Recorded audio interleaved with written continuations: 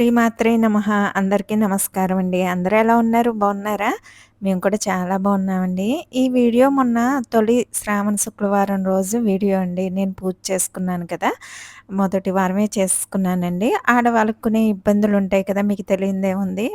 మన అదృష్టం ఏంటంటే శ్రావణ మాసంలో శుక్రవారాలు 4 గాని, 5 గాని వస్తాయి. మనకి ఏ వారం అందుబాటులో మనకి ఏ వారం వీలుగా ఉంటే ఆ వారం చేసుకోవచ్చండి. నిజంగా చాలా అదృష్టం కదా! కనుమ పండుగలైతే ఒక్కొక్క రోజే వస్తాయి. చవితనగా, దీపావళనగా ఇలా ఒక్కొక్క రోజే పడతాయి. అలాంటప్పుడు ఇబ్బంది వచ్చిందంటే ఇంక చేసుకోలేం కదా! మళ్ళీ సంవత్సరం దాకా ఆగాలి. కాకపోతే శ్రావణ శుక్రవారం అలా కాదు కదా! మనకి 4 వారాలు లేపోతే ఐదో వారం కూడా ఒక్కోసారి వస్తూ ఉంటుంది. 5 వారాల్లోనో, 4 వారాల్లోనో ఒక్క వారమన్నా చేసుకోవచ్చు. అలా తృప్తి పడిపోవచ్చు. కాకపోతే పౌర్ణమి ముందు వారం అని మనకి పుస్తకంలో ఉంటుంది కాబట్టి ఫస్ట్ వారం గాని, రెండో వారం గాని చేసేసుకోవచ్చండి. ఇంకంతగా కుదరకపోతే 3 గాని, 4 గాని అలా చేసుకోవచ్చండి. 2, 3 కూడా చెప్పలేము. అందుకనే ఫస్ట్ వారం అయితే చేసేసుకున్నానండి. ఇంకా నాలుగో వారం అంటారా అంత పెద్దగా ఇదిగా ఉండదు గదా! అందుకని పౌర్ణమి ముందు వచ్చే ఫస్ట్ వారమే చేసేసుకున్నానండి. పూజ అయితే చాలా జరిగిందండి. ఈ అమ్మవారి పూజ కోసం సంవత్సరం నుంచి ఎంత ఎదురు చూస్తామో అలాగే ఒక 15, 20 రోజుల నుంచి అయితే నేను చాలా హడావిడి పడ్డాను నిజంగానే. అమ్మ పూజ దగ్గరకొచ్చేసింది పనులు జేసుకోవాలని. ఇల్లు క్లీనింగ్‌లు ముందుగానే 15 రోజులు ముందుగానే మొదలుపెట్టేసాను. అందులో మన బిజినెస్ కూడా ఉంటుంది గదా! దగ్గరికొచ్చాక చేసుకుందామంటే అవ్వదు.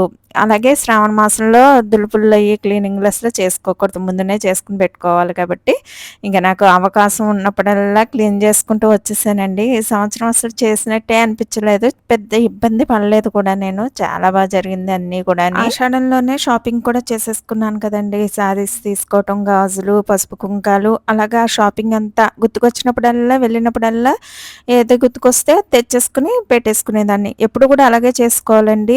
అప్పటికప్పుడే తెచ్చుకుందాంలే ముందు నుంచి ఇంట్లో పెట్టుకోవడం ఎందుకని అనుకోకూడదండి. ఏమో ఏ రోజులు ఎలా ఉంటాయో తెలీదు.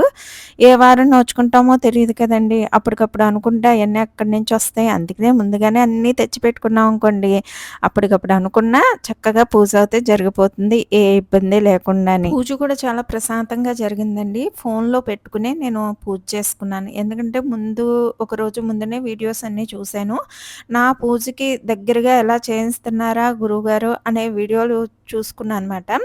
నా పూజ ఆయన చెప్పే విధానం ఒకలాగే ఉంది. దాని గురించి ఆ వీడియో పెట్టుకుని నేను ఆ మంత్రాలు వింటూ చక్కగా పూజ చేసుకున్నానండి. మనకి పంతులు గారులు దొరకటం చాలా కష్టమైపోయారు కదండీ! సిటీల్లో లేరు. అలాగే పల్లెటూరులో కూడా తగ్గిపోతున్నారు.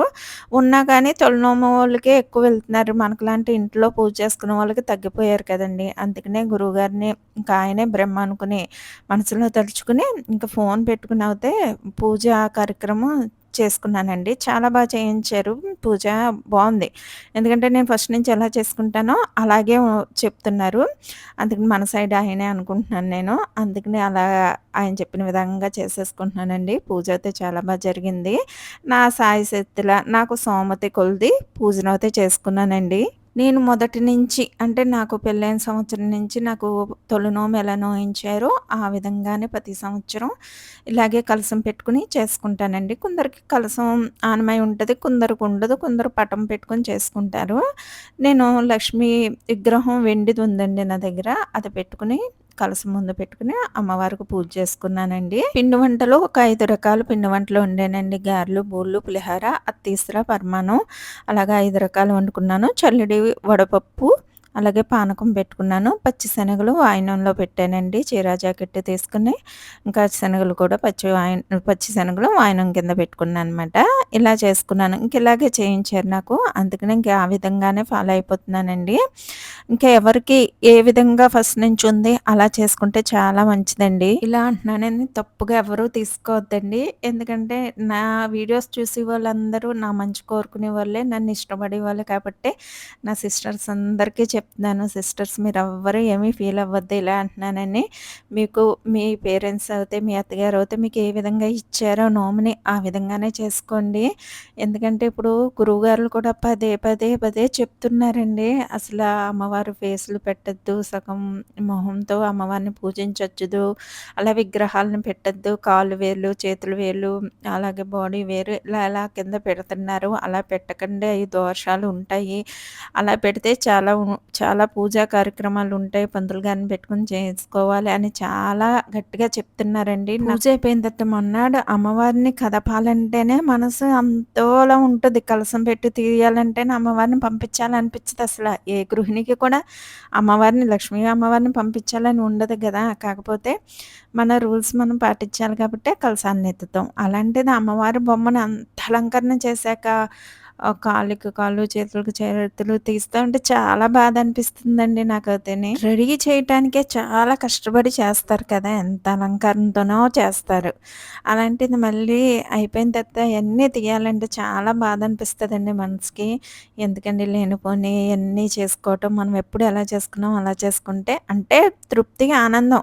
నేత్రానందం అయితే కలుగుతుంది. కాకపోతే మనకు తెలియకుండా కొన్ని దోషాలు కూడా అంటుకుంటాయండి. జాగ్రత్తగా చేసుకోండి. నేను ఇంతగా చెప్తున్నాను. మీ మంచి కోసమే చెప్తున్నాను. ఒకళ్ళో ఇద్దరో చెప్తే నమ్మేదాన్ని కాదండి నేనుని.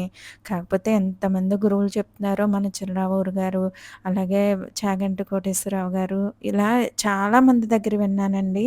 ఈ వరకట్లో అసలు పూర్వం ఎంత సింపుల్‌గా చేసుకునేవారండి పూజ అసలని. రూపాయి ఖర్చు లేకుండా పూజ చేసుకునేవారండి. అది కావాల్సింది అమ్మకి కావాల్సింది అదే. మనకి ఎంతలో ఉంటే అంతలో పూజ చేసుకోమన్నారు గానీ, ఆర్భాటాలకి, ఆడంబరాలకి పోయి చేసుకోవద్దన్నారు. అలా చేసుకుంటే ఆవిడ కూడా ఉండదండి. నిలబడదు లక్ష్మీదేవి కూడా. చేసి దగ్గర చెయ్యాలండి, తగ్గి దగ్గర తగ్గాలి. ఉండి చేసుకోపోతే దరిద్రం అంటండి. లేక చేసుకుంటే అరిష్టం అంటండి. అందుకనే ఆళ్ళు చేసుకున్నారు, ఈళ్ళు చేసుకున్నారు, అలా మనం కూడా చేసుకోవాలి అనుకోకుండా, మనం ఉన్న దాంట్లో తృప్తిగా, ఆనందంగా చేసుకోండి. ఎక్కువ ఎక్కువ చేసేసుకొని ఆర్భాటాలకు పోయి ఒళ్ళు గుల్ల చేసుకొని ఇంకా అమ్మ మీద మనకేముంటదండి మనసు. పూజ చేసుకున్నామంటే మన మనసుకి ప్రశాంతత, ఆనందం కలగాలి. అప్పుడే కదా మనం పూజ చేసుకున్న ఫలితం దక్కుతుంది. తాంబూలాలు కూడా వాళ్ళకిచ్చేసుకున్నాం, వీళ్ళకిచ్చుకున్నాం, 11 మందికిచ్చుకున్నాం, 51 మందికిచ్చుకున్నాం, 101 తాంబూలం ఇచ్చుకున్నాం. ఇది కాదండి గొప్ప. ఉన్నవాళ్ళు చేసుకోవచ్చండి తప్పులేదు. ఉన్నవాళ్ళు చేసుకున్న అంటే మన పరిస్థితిని బట్టి చేసుకోవచ్చు తప్పులేదు. నేను వేరే ఉద్దేశంతో అంటలేదండి. కాపోతే వాళ్ళని చూసి కూడా చిన్నవాళ్ళు కూడా నేర్చుకుని మళ్ళీ అలాగే ఇచ్చుకోవాలనుకుంటున్నారు. అలా ఏం కాదండి. మనం ఉన్నంతలో తాంబూలాన్ని ఇచ్చుకోవచ్చు. ఆడంబరంగా చేస్తేనే లక్ష్మీదేవి ఇంటికి రాదండి. మనం ఎంత నిష్టగా, ఎంత మనసు పెట్టి చేశామా అన్నదే చూస్తారు అమ్మవారు. పూర్వం చూడండి మన పెద్దవాళ్ళు ఎలా చేసేవారో, ఉన్న దాంట్లోనే వాళ్ళు ఒక్క రూపాయి పెట్టి కూడా ఏమీ కొని పూజ చేసుకునేవారు కదండీ. ఇంట్లో ఉన్న వాటితోనే ఆఖరికి పళ్ళు, పూలు అన్నీ కూడా పెరట్లో పండియే పెట్టేవారండి. అయినా వాళ్ళకి ఏం తక్కువొచ్చిందండి. అప్పుడు లక్ష్మీదేవి రాలేదా? ఇంటి నిండా పాడి పంటలతో హ్యాపీగా, ఆనందంగా ఉండేవారండి. ఉన్న దాంట్లో తృప్తిగా ఉండేవారు. అప్పుడే లక్ష్మి ఎక్కువగా ఉండేదండి. ఇప్పుడే ఎన్ని ఆర్భాటాలు చేసినా అంతగా నిలబడట్లేదని నేను అనుకుంటున్నాను. తప్పుగా ఏమన్నా చెప్తే క్షమించండి. అదే మీ ఇంట్లో అక్క చెప్తే ఇంటారు కదండీ! అలాగే నేను మీ అక్కనే కాబట్టి చెప్పానండి. మీకు నచ్చితే ఫాలో అవ్వండి. లేకపోతే వదిలేయండి. అలాగే మీ అభిప్రాయాలను కూడా కామెంట్‌లో తెలపండి.